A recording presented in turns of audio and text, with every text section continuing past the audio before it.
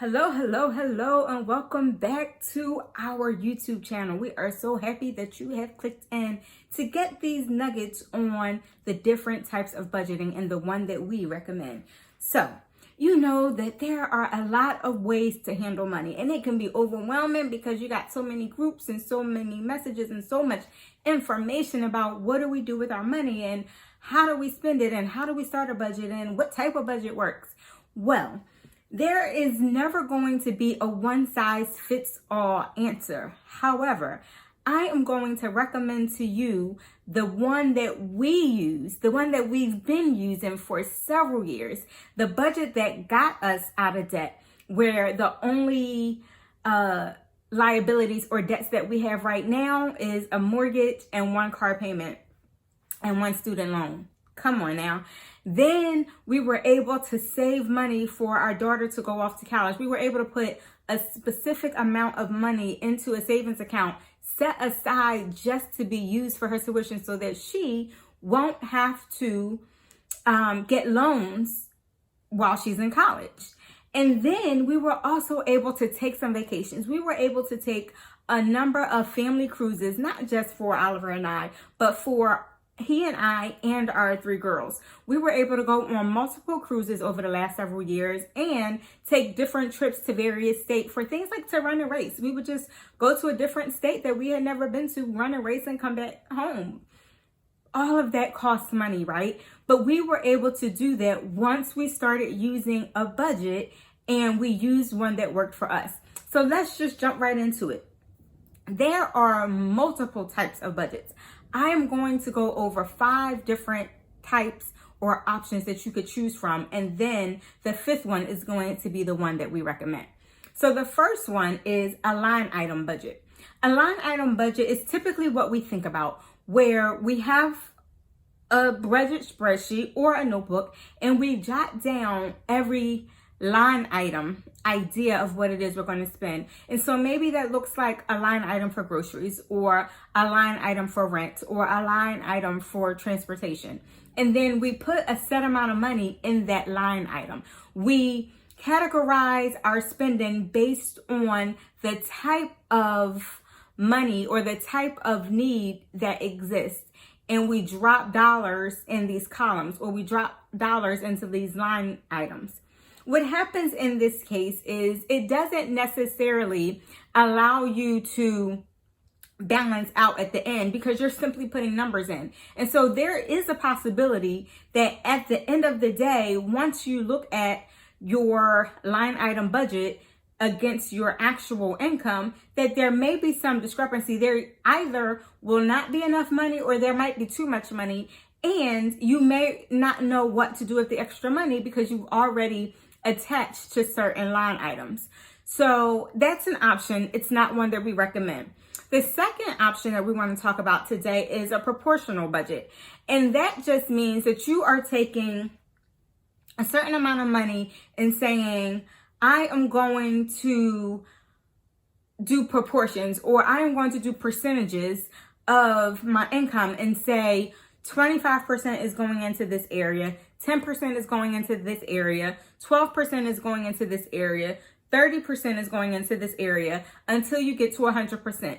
And that sounds good, but the limitation is that it doesn't necessarily account for the mishaps. It doesn't necessarily account for the things that steep in or slip in month to month. So it necessarily won't account for special occasions or holidays. It won't necessarily account for summer vacation or summer camp. Unless you somehow add them into your proportions, then your proportions are going to be very vague in general and won't account for the little things. It won't necessarily account for the book fair at your kid's school. And so we don't recommend it, but it is an option. It is a way to look at your income and say, if I can just drop a certain percentage here or there, then I might be good to go. You have that option. Another option is the third option, which is paying yourself first. That is an incredible way to look at money. And so what that option says is, I'm going to commit a certain amount of money towards myself and my household first. Once I dedicate that amount of money. It's usually a percentage, let's say 25%. Once that 25% is accounted for, whether it's in savings, retirement, or however it is that we're paying ourselves first, then it doesn't really matter how the rest of it is spent, because we've taken care of the things that quote unquote matter the most to us, right?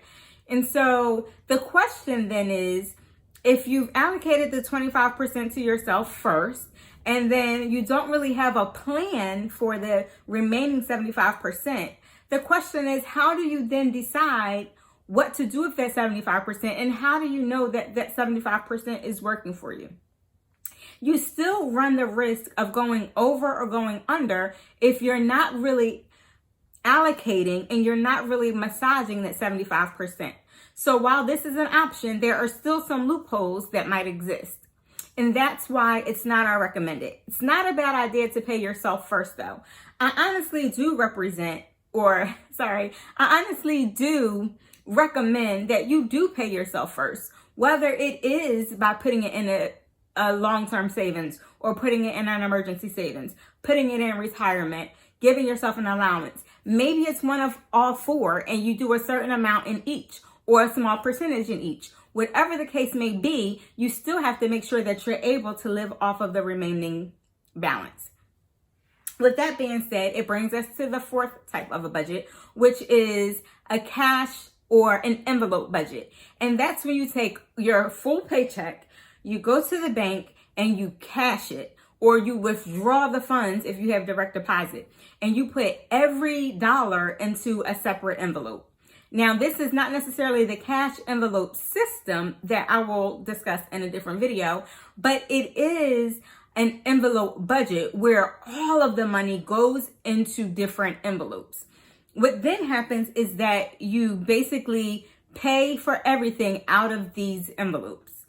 The limitation here is a couple of things. Right now, we're in such a technological world, which means we do so much with technology. We are paying a lot of our bills online. We have so many subscription-based things that are automatically debited or withdrawn out of our account.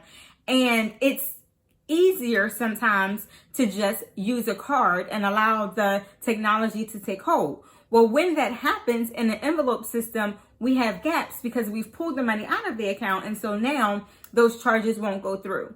And so if you know how to manage both, this could be a good system. But the whole goal of an envelope budgeting system is that everything is paid in cash from an envelope. So there are good things about using cash envelope system. However, as a budgeting system in totality, that may not be such a great idea. So that brings us to the fifth and final that we're going to talk about in this video, which is the one that we use, and it is the one that we highly recommend. And that is a zero-based budget. What that means is that you are accounting for all of your income and you are accounting for all of your expenses.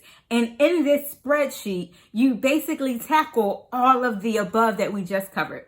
And so you account for certain things within a line item, where you're able to say this much to groceries, this much to tithes, this much to housing, this much to transportation, this much to hair care, this much to school supplies, this much to anniversaries. And you really dictate the different line items and make sure that every dollar has a home. This is your roadmap where you are literally telling your money where to go. Think about driving down the road. We keep talking about this analogy that your money is, or like your budget rather, is like a roadmap. The reason that is, it's because you get the ability, you have the ability to tell your money where to go. And so what you want to do with a budget is have these line items that are just like a roadmap. And I'm sure you've seen them. When you're taking a road trip and you pull out the map and you're like, oh my gosh, there are so many options. There are so many little roads. It helps you figure out detours. It helps you figure out how to navigate, how to shift when you need to shift. That's what the zero-based budget does. Again, no right or wrong way to do it. I don't recommend either of those first four as standalone budgets, but I do highly recommend a zero-based budget incorporating those 4 ideals into that zero-based budget. If you are looking for some ideas of what that zero-based budget looks like because you're ready to get started, go ahead, and in the comments is going to be a link for you to opt in to get a freebie from us. And we would love to send you some paperwork on how you can get started, and we want to get you on your way. We are also happy to schedule a breakthrough strategy session, and you can see that link here, where you can go ahead and jump on a phone call with us and let us give you some practical tips based on your situation. We don't believe that budgets can be a one-size-fits-all for everybody, so we are happy to speak to you about what we recommend to work specifically for you and specifically for your situation. I also want you to drop in the comments the one budget that you think works. We hope that you have gotten something from this. If you did, be sure to hit the subscribe button because we don't want you to miss any future videos. We have a lot of information to share. You can also join us on our social media channels. We're on YouTube and Facebook under Regroup for Change LLC, and we want to make sure that we are helping you to create financial peace in your home so that you can do things like save money, pay for vacations, travel the world, and pay down debt. The world is your oyster. Let's go get it. Peace.